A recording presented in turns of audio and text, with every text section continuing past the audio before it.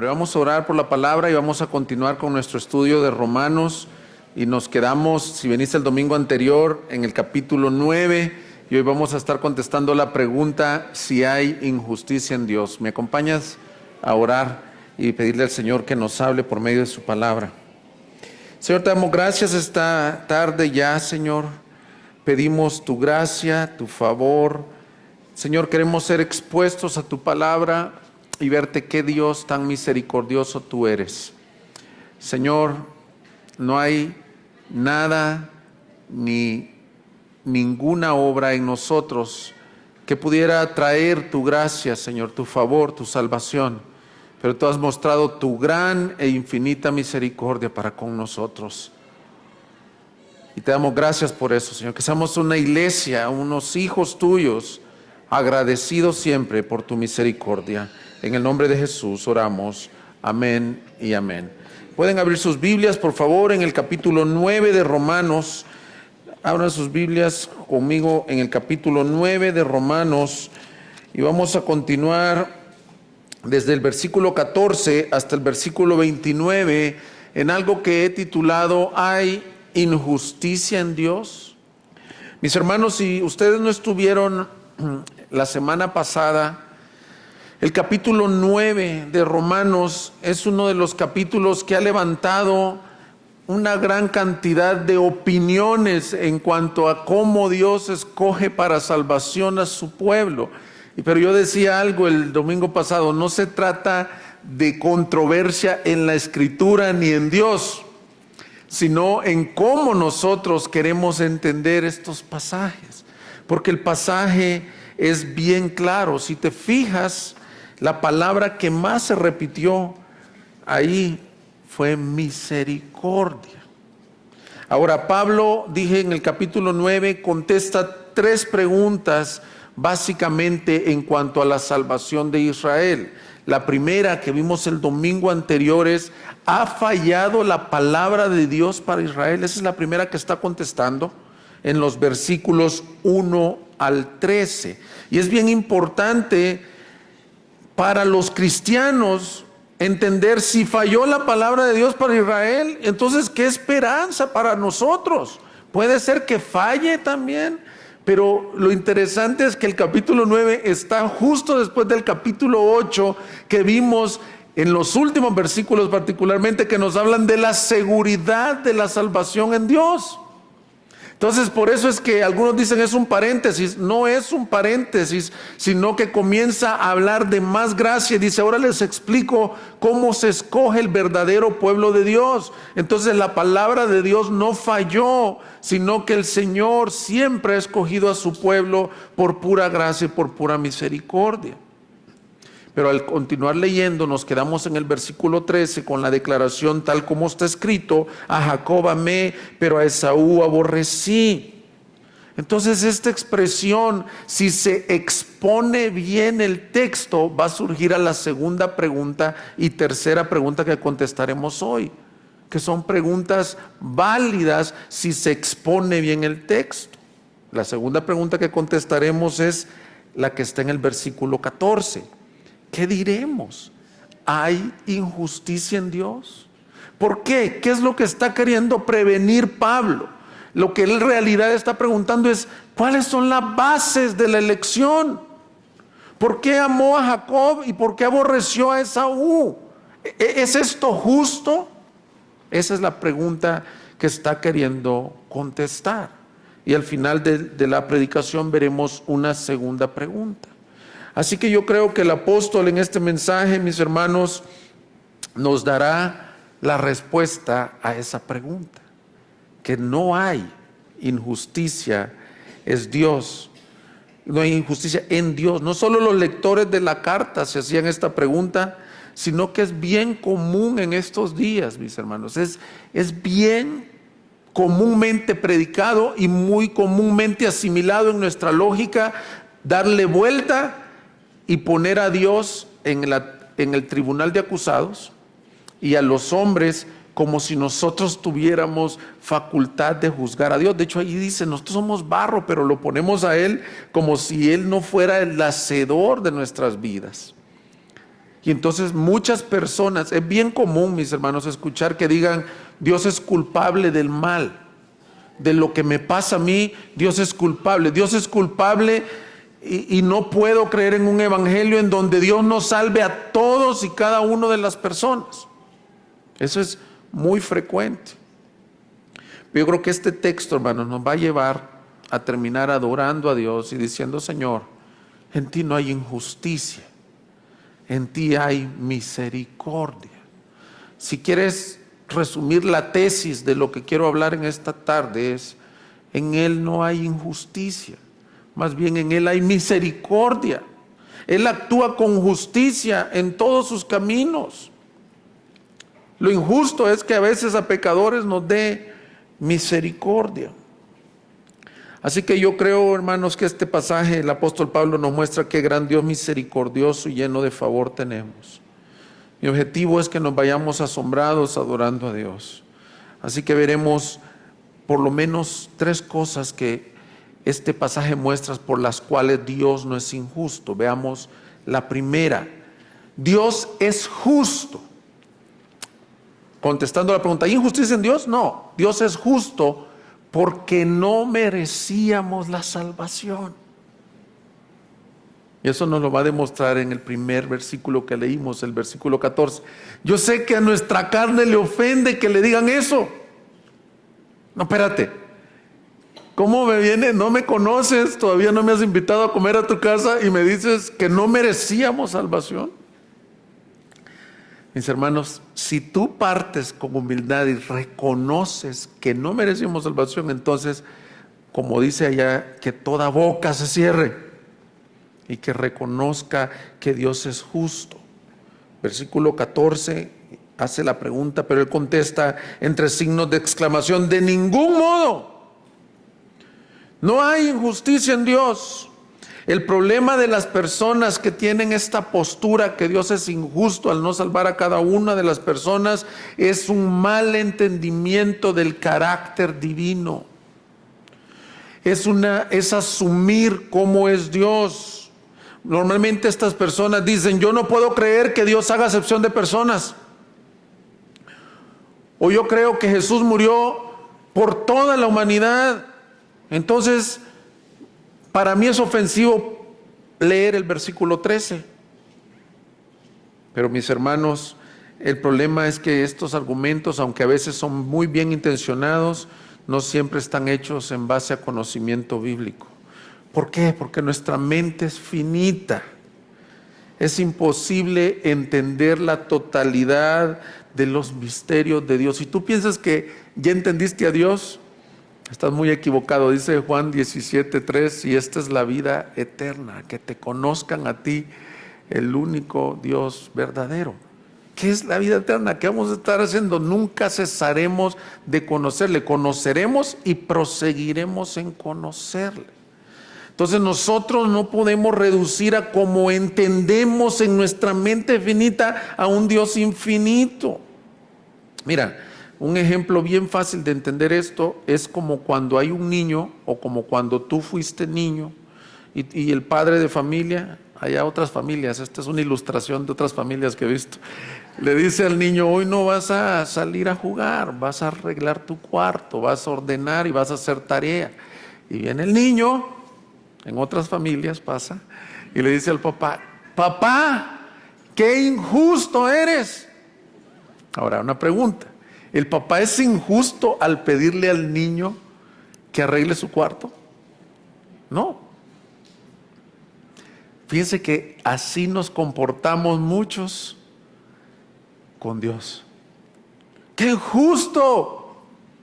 Pablo preveyó esta pregunta, pero así como no hay injusticia en el Padre, no hay injusticia en Dios al no salvar a todos.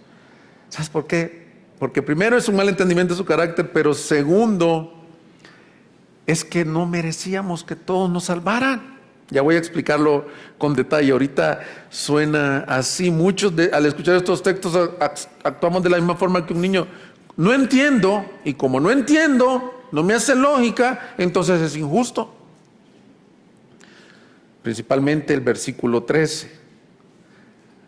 Así como no entendemos el carácter de Dios, no entendemos a cabalidad lo que es la elección.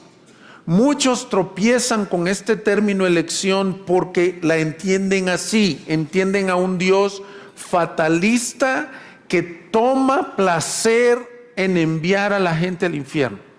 Si tú tienes ese entendimiento de la elección, un Dios fatalista que Él está en la puerta del cielo diciendo no puedes pasar, entonces no conoces al Dios de la Biblia. No es así la elección, mis hermanos. Hemos dicho que la elección, dijimos el domingo pasado, es soberana, pero es personalmente en amor. No agarra como agarrar canicas así al azar. Tú dices, eso no es una buena ilustración de la elección. Una bolsa de canicas y agarro al azar. No. La elección de Dios es desde antes de la fundación del mundo y es hecha en amor. Lo leímos ahorita y qué bueno, porque cuando nos ponemos de acuerdo con Luis para ver qué vamos a orar en la oración pastoral, es el Espíritu Santo que quiere hablarle esto a la iglesia. Antes de que él lo leyera, yo ya lo traía aquí escrito. Segunda de Timoteo 1:9. Y lo vamos a ver, porque creo que Dios te quiere mostrar esto. O sea, miren, cuando tú atribuyas injusticia de Dios, eso es lo que estoy queriendo argumentar, es porque o no conoces el carácter de Dios o entiendes mal la elección. Porque mira lo que dice 2 de Timoteo 1:9. Quien nos ha salvado y nos ha llamado, y ahí en la Reina Valera, que es la favorita de muchos, algunos dicen la versión autorizada, todavía lo pone más, quien nos llamó y nos salvó en pasado, con un llamamiento santo, pero mira qué hermoso, lo tengo subrayado aquí, no según nuestras obras, sino según su propósito y según la gracia que nos fue dada en Cristo Jesús desde la eternidad. Entonces no quiero que como iglesia entendamos la elección como algo mecánico, como sacar canicas al azar, sino pensar en esto. Hermanos, siendo realistas, tú y yo estamos contenidos en ese versículo. No merecíamos ser salvos. Y si a ti te duele un poco porque en nuestro orgullo pensamos que hicimos algo, yo sí te lo digo con toda honestidad y no estoy teniendo una humildad falsa. Yo, el que te está hablando aquí, soy bien así como egocéntrico, pero es la verdad, yo no merecía que me salvaran. Yo he buscado una razón y sabes que nunca la voy a encontrar, porque las personas que buscan una razón son las que les cuesta entender que fue gracia. Gracia. Entonces vamos a aprender 3 cosas que se parecen este día. La palabra gracia, fíjate bien, y pongan atención porque luego voy a definir misericordia, es que te den algo que no merecías.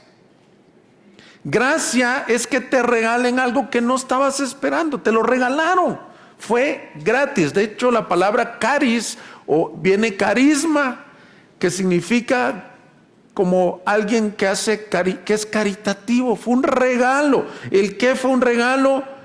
Tu llamado, tu elección, según 2 de Timoteo, fue gratuito. No por obras, sino por la gracia que nos fue dada en Cristo Jesús. Miren, hermanos, a mí no me interesa que ustedes se lleven al final una clase de teología y que sepan definir términos. Lo interesante al final de esta reunión es que nos vayamos adorando al Señor y que cada momento de nuestro día estemos agradecidos aún por el aire que respiramos, porque no lo merecemos, hermanos. Entonces no hay injusticia en Dios, porque para empezar Él escogió salvar a quien Él quiso, porque todos estábamos en el mismo barco, todos estábamos sin gracia. El problema que muchos tenemos es que pensamos que hay algo en nosotros. Y de verdad, a veces decimos, no, es que sí, la gente secular piensa que por ser buenos o morales se van a ganar el cielo. La religión tradicional católica también enseña lo mismo. No, miren, también los creyentes pensamos que nosotros estamos aquí porque tuvo que haber habido algo en nosotros. La doctrina de la elección por gracia soberana, tira al suelo todo orgullo del hombre. Porque todos tenemos, es que tuvo que haber habido algo. Yo creo que yo merecía ser salvo. A lo mejor no lo dices así como muy jactancioso, pero en el fondo dices, es que yo he escuchado personas que bien intencionadas dicen cosas como, es que mi mamá oraba mucho por mí. Entonces el mérito estuvo en la oración de tu madre. O otros dicen, es que se debe de ser por alguna otra cosa. He escuchado algunos que dicen, es que Dios sabía que al escogerme iba a cumplir un gran propósito en mi vida. No, mis hermanos, es para alabanza de la gloria de su gracia. Y cuando tú entiendes esto, empiezas a adorar a Dios en una forma diferente. Empiezas a adorar en una forma diferente. El pastor John Piper dice así: Dios escoge desde antes de la fundación del mundo, Efesios 1:4, ¿quién será rescatado del pecado por fe y sin merecerlo será salvo? ¿Y quién no será salvo de continuar en su rebelión y por lo tanto justamente perecerá? Entonces, mis hermanos, no hay injusticia en Dios, hay gracia. Se nos dio algo que no merecíamos. ¿Por qué? Si Dios juzgara, de acuerdo a ese versículo 14, con justicia, todos nosotros estaríamos en problemas, en serios problemas. Muchos exigen que Dios sea justo, pero la verdad, si Dios hiciera lo justo, lo que nos toca es la justa ira de Dios. Si te estás integrando a la serie, te recomiendo el mensaje que dimos como segundo o tercer mensaje de esta serie, que titulamos La justa ira de Dios, porque dice Romanos 1:18, y lo vamos a volver a ver, sin irnos de la epístola. Mira Romanos 1:18, porque la ira de Dios se revela en el cielo contra toda impiedad. O sea, Dios es un Dios de ira. Contra toda impiedad e injusticia de los hombres que con injusticia restringen la verdad. El problema que leemos este texto y también lo diferimos y decimos, qué barbaridad, cómo el hombre es impío. Pero este texto me incluye a mí, me voy a poner yo primero y te incluye a ti. Todos hemos restringido a Dios y hemos sido impíos, hemos buscado el pecado. Te puedo hacer una pregunta, ¿tú estás incluido en Romanos 1:18? Honestamente, ¿tú consideras que estás incluido ahí o no? ¿Sí? Bueno, si no estás ahí, mira el versículo 21 de Romanos 1.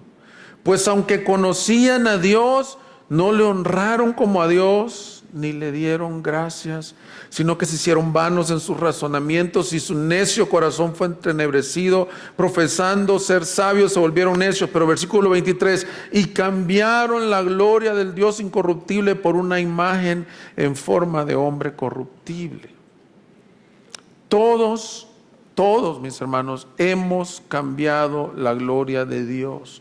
Y nuestro justo retribución no es salvación, no es gracia, no es misericordia. Nuestra justa retribución está en el versículo 18, es la ira justa y santa de Dios, porque todos lo hemos rechazado en su propia cara. Le hemos dicho, no me interesas, Dios. No fue la historia de Adán y Eva, ellos nos representaron, pero en nuestras vidas hemos rechazado a Dios. Hermanos, el hombre exige justicia y dice que Dios es injusto al no salvar a todos, pero la verdad, hermanos, es que hemos rechazado nosotros a Dios, y no solo filosóficamente, sino que hemos rechazado a Cristo personalmente. Yo te animo a que pienses cuántas veces has rechazado antes de ser creyente, porque si estás aquí es por la pura gracia de Dios. ¿Cuántas veces rechazaste a Cristo? ¿Cuántas veces rechazaste el mensaje de la verdad? ¿Cuántas personas hay afuera que se burlan de Cristo, que rechazan el evangelio? Y aún así se levantan con el cuello erguido y dicen, pues yo merezco que me salves. Pero a lo mejor ellos no han leído Juan 3:36.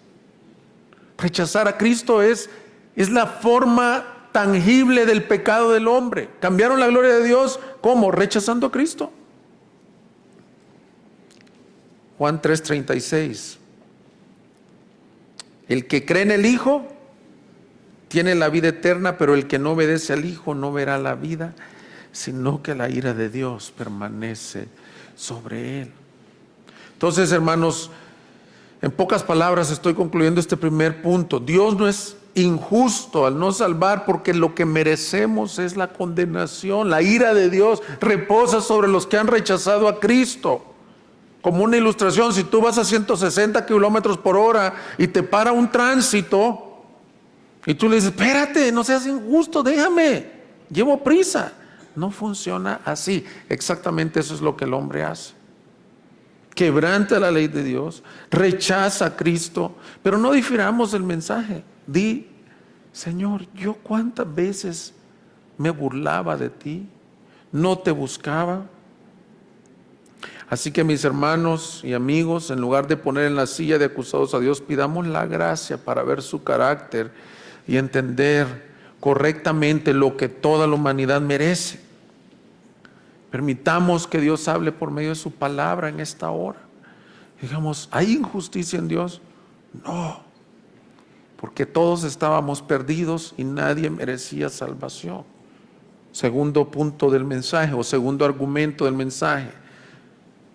Primero que dijimos, Dios es justo porque nosotros no merecíamos salvación. Partiendo de eso, fue gracia.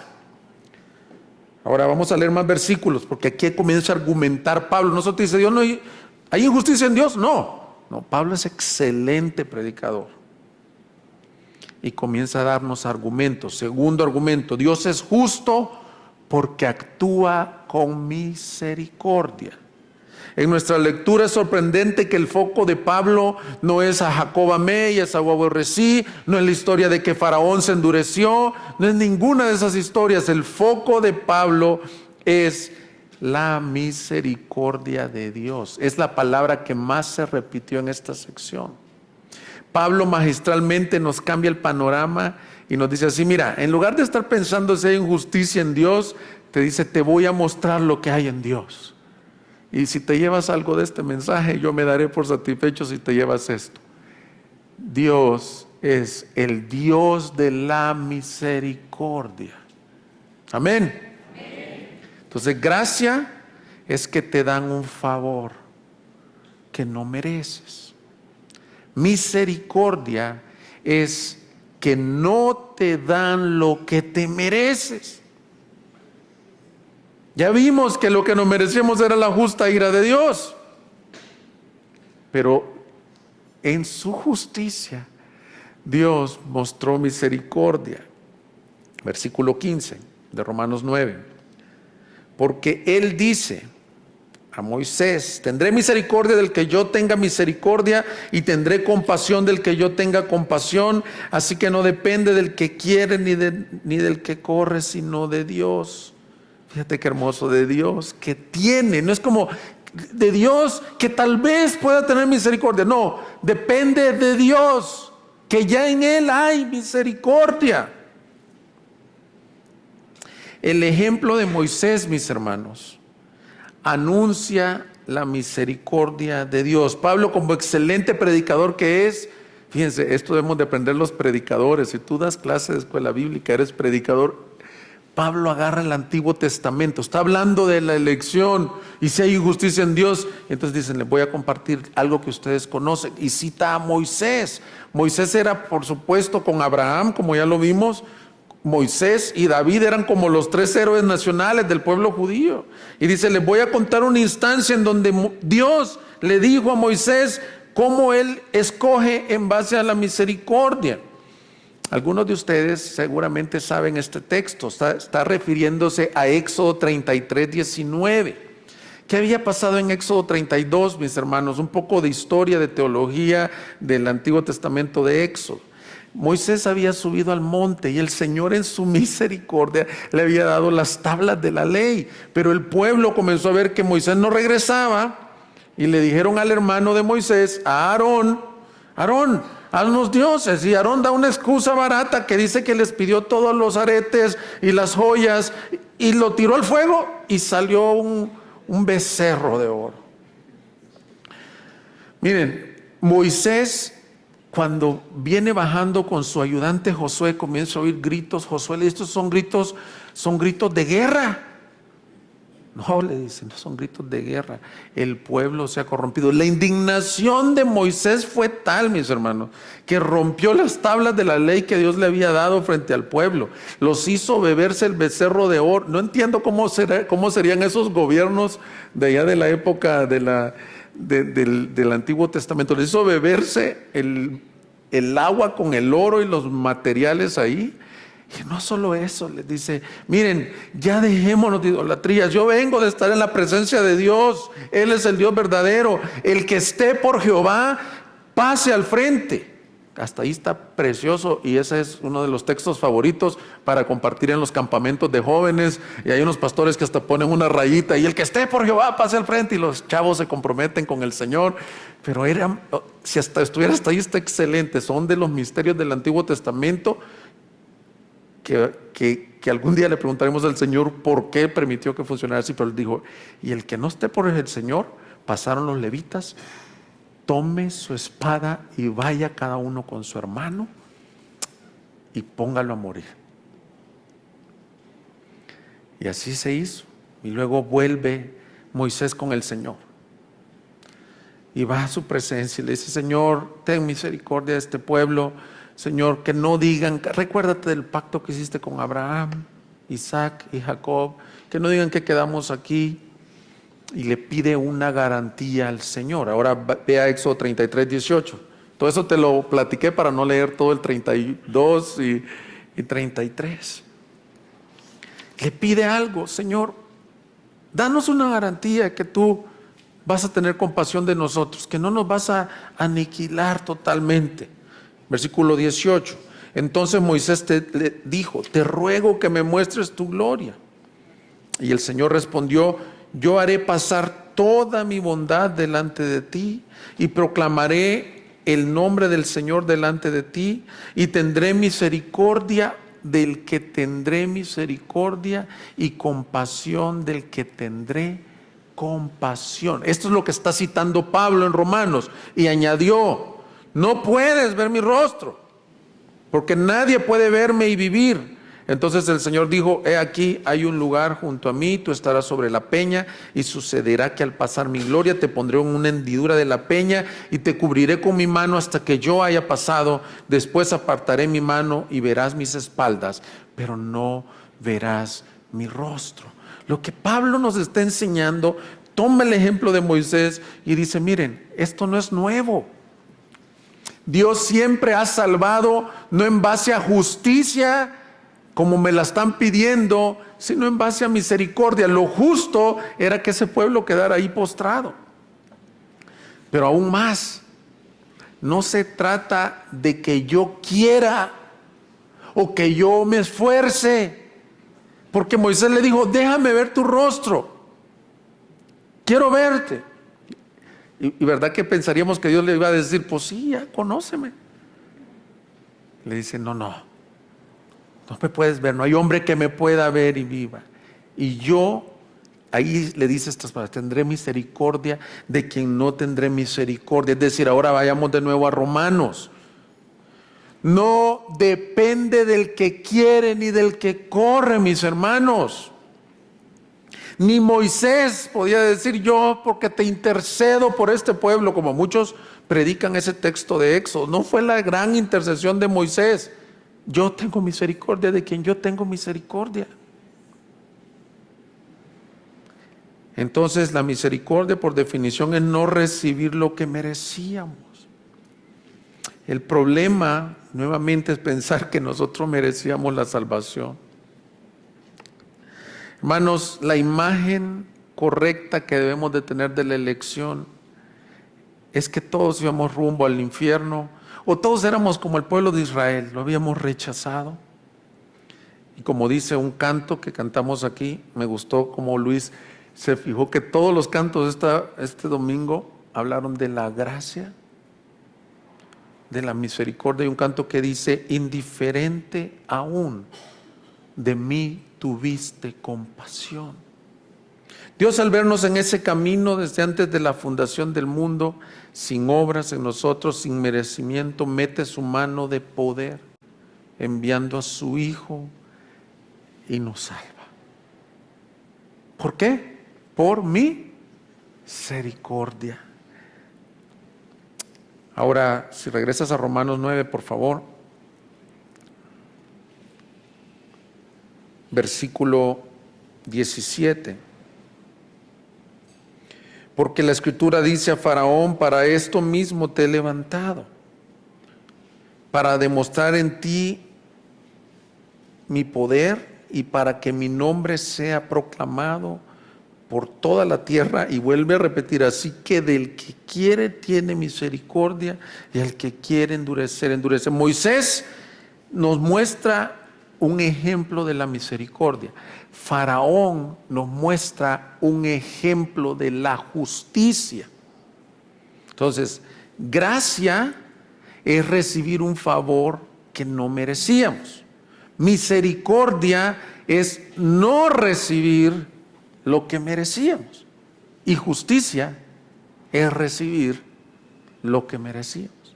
Ahorita puede ser que le suene bien confuso, pero espero que con lo que se va exponiendo me vayan entendiendo. Lo que Faraón recibió fue justicia. El ejemplo de Faraón está ahí no para cuestionar a Dios, decir: ¿y por qué lo endureció? Muchos hasta agarramos esta postura no bíblica de decir: pobrecito Faraón, qué malo Dios que lo endureció.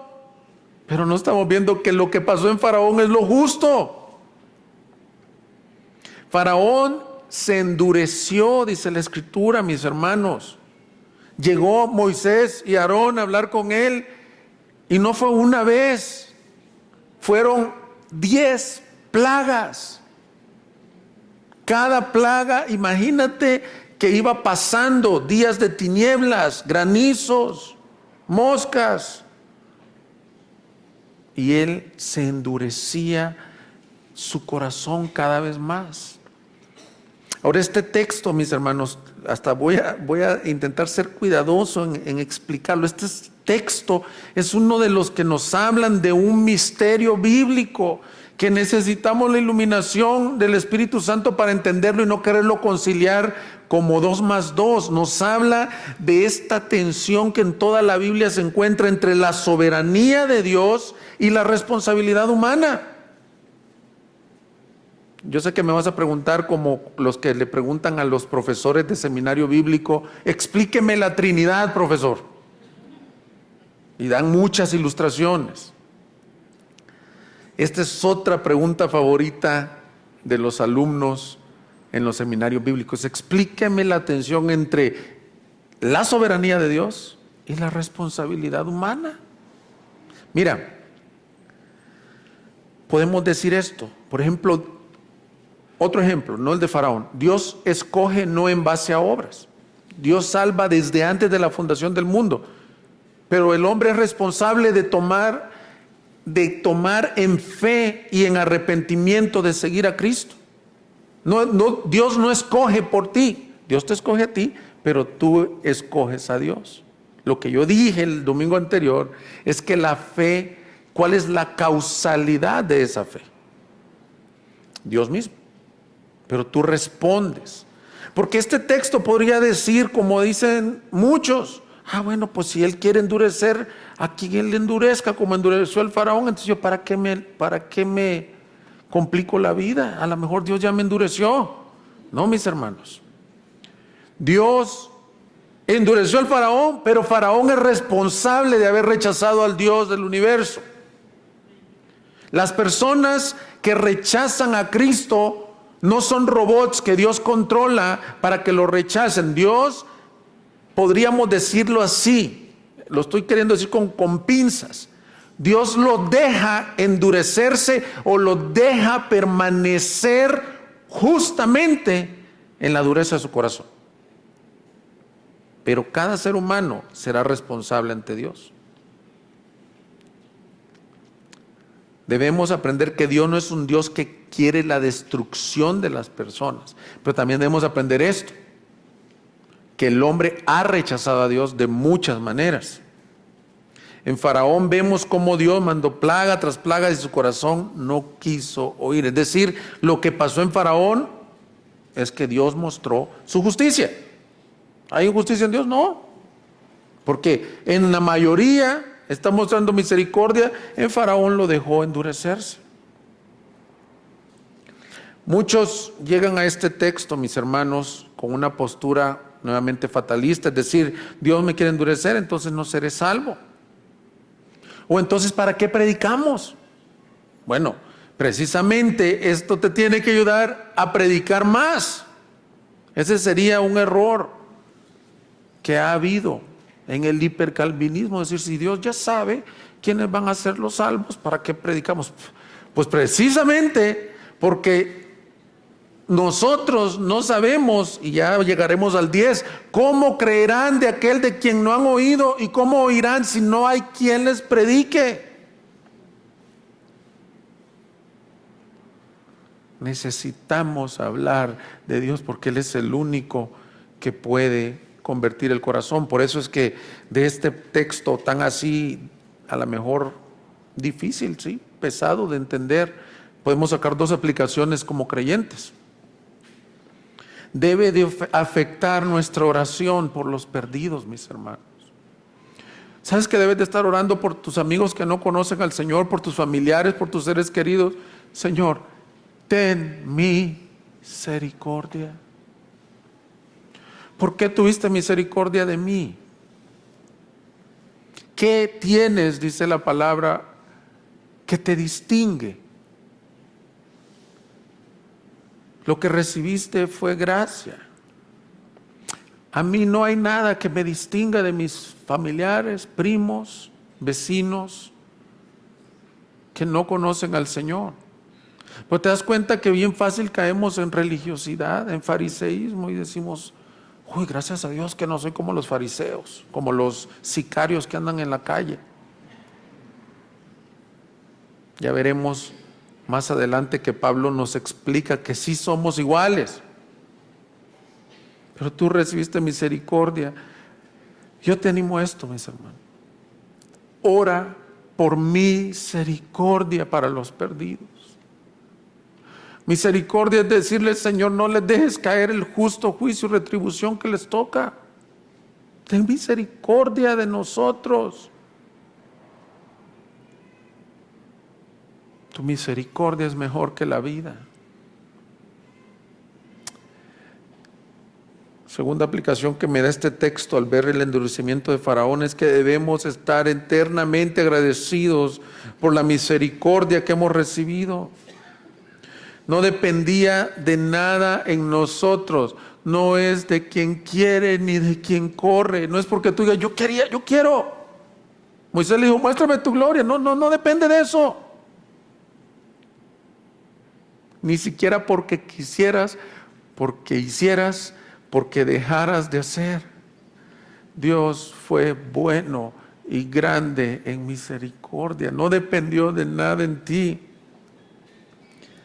mis hermanos, sino que dice la palabra del Señor en Efesios 1:4, según nos escogió en Él antes de la fundación del mundo, para que fuésemos santos y sin mancha delante de Él en amor. Nos predestinó para adopción como hijos para sí mediante Jesucristo, conforme al beneplácito de su voluntad. Lo dije hace algunas predicaciones, pero en una ocasión leímos una historia de un niño adoptado con mi esposa. Y este jovencito le preguntaba a su mamá, mamá, ¿por qué me adoptaste? Si yo tenía un retraso mental, el niño, ¿por qué? ¿Qué viste en mí? ¿Y sabes qué le contestaba la mamá? Te adopté porque te amé. O sea, no Efesios 1:4 nos dice, ¿sabes qué hizo Dios? ¿Por qué? ¿Por qué resiste misericordia? Por causa del gran amor con que nos amó. Yo sé que muchos de ustedes, Luis nos decía, no nos la creemos que eres objeto del amor de Dios. ¿Qué nos separará del amor de Cristo? En Cristo Jesús. Yo no estoy elevando el ego de aquí de nadie, ni quiero que te vayas con un mensaje bonito, pero cuando llegamos a los atributos de Dios como la misericordia, hay que predicarlos con la fuerza que es: Dios te ama. Dios dio a su Hijo unigénito en la cruz del Calvario para mostrar su amor para pecadores, para darnos aquello que no merecíamos y para no darnos lo que merecíamos, sino que nos dio a su Hijo Cristo Jesús, al que no escatimó a su propio Hijo único, sino que lo entregó por todos nosotros. ¿Cómo no nos dará con Él también todas las cosas?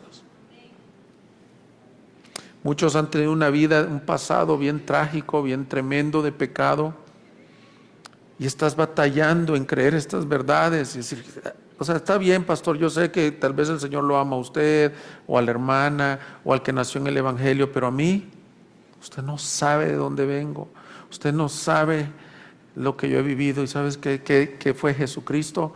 El amigo de los pecadores.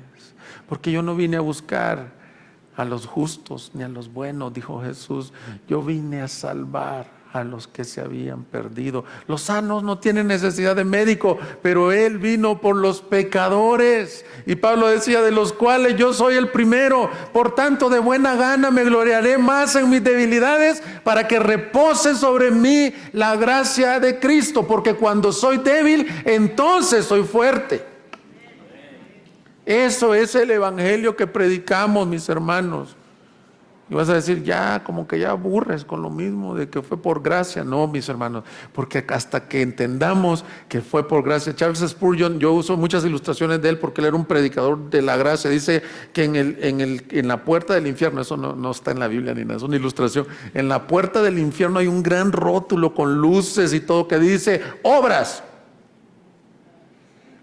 Y en la puerta del cielo no tiene rótulo, solo dice Cristo en chiquito, y cuando pasas por atrás hay un gran rótulo que dice, fue por su gracia. Nadie llegará al cielo o a la gloria por obras. Entonces, tercer argumento. Entonces, primer argumento fue Dios es justo porque no merecíamos salvación.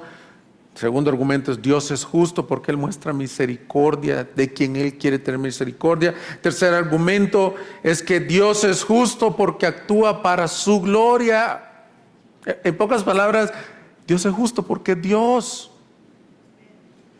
Después de leer esto, podríamos pensar de la siguiente manera. Ok, si Dios es totalmente soberano en la elección, pues yo no tengo responsabilidad de mi perdición, ¿o sí? Pero no funciona así. Y Pablo ya sabía que le iban a preguntar eso. Versículo 19. Me dirás entonces, ¿por qué pues todavía inculpa? Dice en la Reina Valera, y aquí dice, ¿por qué todavía reprocha a Dios? Porque ¿quién resiste a su voluntad? Él ya sabía que le iban a hacer esa pregunta.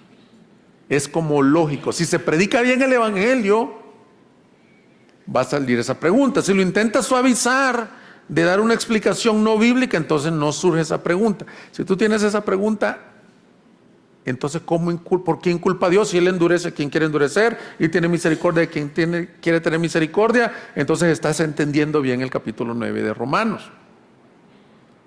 Espero que tengas esa pregunta, porque ¿sabes qué? Sí hay respuesta para esa pregunta. Versículo 19, mira, nos da por lo menos 3 respuestas. Y tú le puedes buscar más. No voy a sacar ninguna respuesta de ningún marco de referencia. Fíjense bien lo que estoy diciendo. Este texto lo puede leer uno entendiendo una corriente teológica que ya traiga. Yo no estoy queriendo hacer eso. El Señor me guarde de hacer eso. Quiero que las respuestas salgan del texto, sin ninguna idea que yo tenga preconcebida. Pero mira la primera. respuesta a esa pregunta. ¿Por qué Dios entonces sin culpa?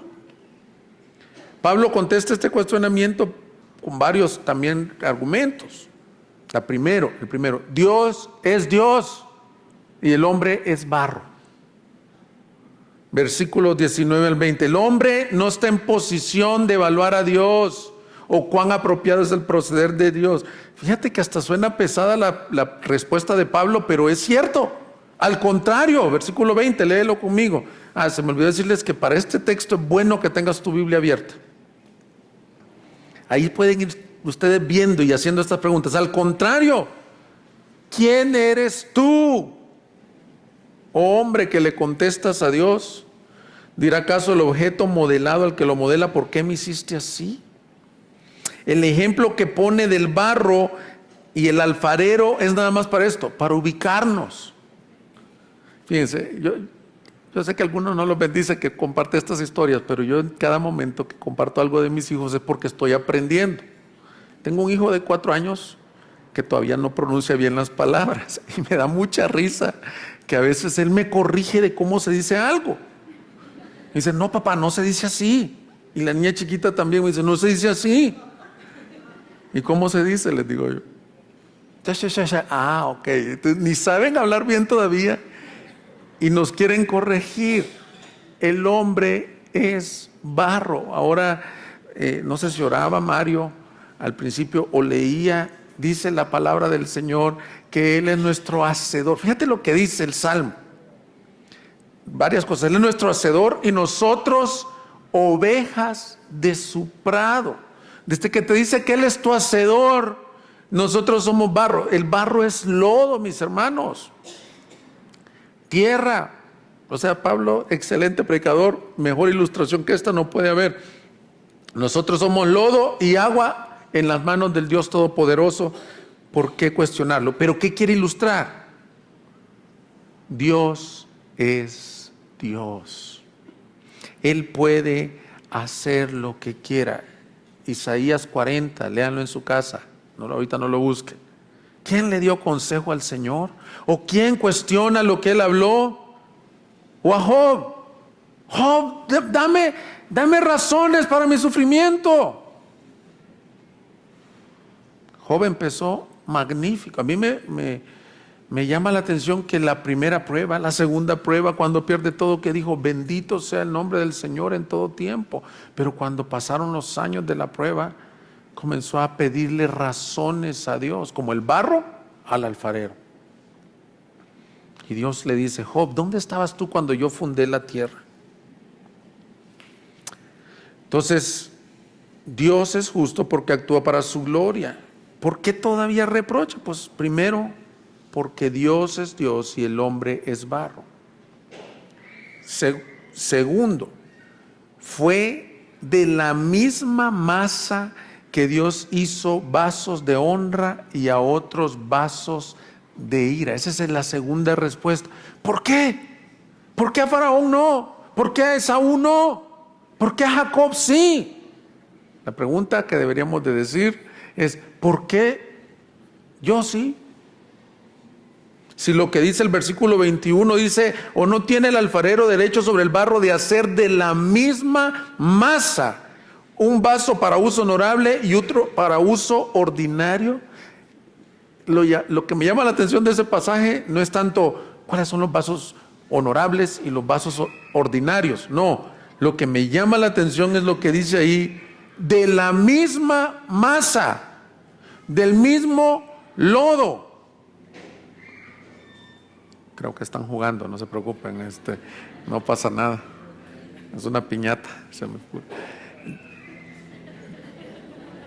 ¿Ya vieron por qué los usamos de ilustración a los hijos? Hermanos, cuando alguien cuestiona en cierta forma por qué él sí y otros no, es porque aparentemente no hay un entendimiento que nosotros éramos la misma masa. Te lo voy a poner así, tú y yo somos de la misma masa que el faraón, pero eso no lo vemos. Yo soy de la misma masa de Abraham, de Jacob, no, del mismo lodo que hizo a Faraón. te hizo a ti y me hizo a mí. Pero Él es Dios y su infinita misericordia se mostró a tu vida y a mi vida, que del mismo barro sucio tomó y a uno lo hizo para honra y a otro para deshonra. Jesús mismo contó una parábola sobre esto y no quiero que la dejemos de ver. Acompáñame a Mateo 20. Jesús mismo puso una parábola para explicar cómo opera la economía de Dios en la salvación. No es como nuestra lógica. No sé si han escuchado personas que dicen, esta persona si se convirtiera es el que nos hace falta en la iglesia. ¿Cómo nos hace falta un empresario así que sea tan inteligente para que nos deje sin chamba a Luis y a mí aquí, que sea el director de la iglesia? Dios no escoge así. ¿Te has fijado que Dios no? O hay personas que decimos, ay, es que mi vecino es tan bueno que si él estuviera en el grupo de hombres de la iglesia, entonces él sí fuera generoso. O el cantante, ¿por qué en las tarimas no están los mejores cantantes del mundo? Porque Dios escoge, y paréntesis, nos hizo adoradores a cada uno de nosotros por su pura gracia. Mira cómo funciona la economía de Dios. Está en Mateo 20.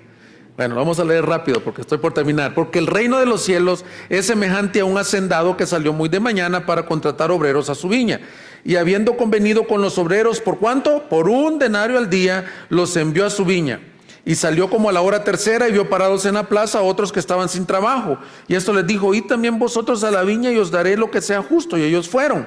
Volvió a salir como a la hora sexta y a la hora novena, hizo lo mismo. Y saliendo como a la hora 11, encontró a otros parados y les dijo, ¿por qué habéis estado aquí parados todo el día sin trabajar? Ellos dijeron, porque nadie nos contrató. Y les dijo, y también vosotros a la viña. Y al atardecer el señor de la viña dijo a su mayordomo, llama a los obreros y págales su jornal. Y comenzando por los últimos hasta los primeros, cuando llegaron los que habían sido contratados como a la hora 11, cada uno recibió 1 denario. Y cuando llegaron los que fueron contratados primero, pensaban que recibirían más. Pero ellos también recibieron 1 denario cada uno, y al recibirlo murmuraban contra el hacendado diciendo, estos últimos han trabajado solo 1 hora, pero los has hecho iguales a nosotros que hemos soportado el peso y el calor abrasador del día. Pero respondiendo él dijo a ellos, lo tengo subrayado también, amigo, no te hago ninguna injusticia. ¿No conveniste conmigo en 1 denario? Toma lo que es tuyo y vete. Pero yo quiero darle a este último lo mismo que a ti.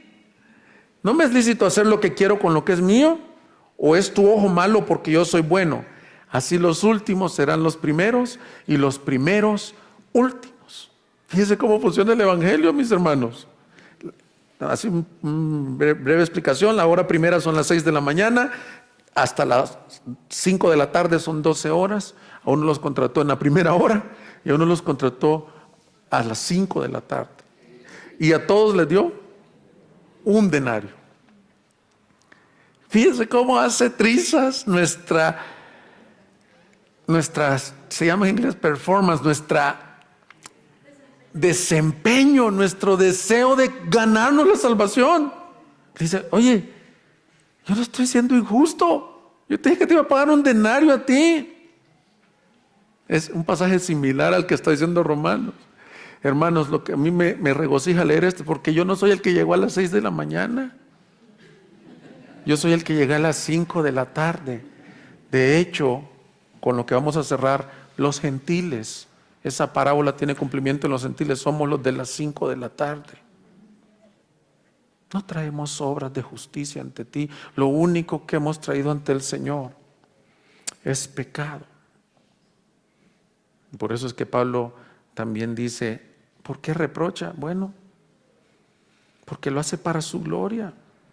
¿Y qué? Versículo 22, si Dios, aún dispuesto a demostrar su ira y hacer notorio su poder, soportó con mucha paciencia los vasos de ira preparados para destrucción, lo hizo para dar a conocer las riquezas de su gloria sobre los vasos de misericordia que antemano Él preparó para gloria.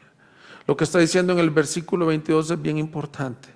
dice que Dios pudo haber destruido de una sola vez a los vasos de deshonra, pero no los soportó para que a través de ellos darle gloria a los vasos de honra.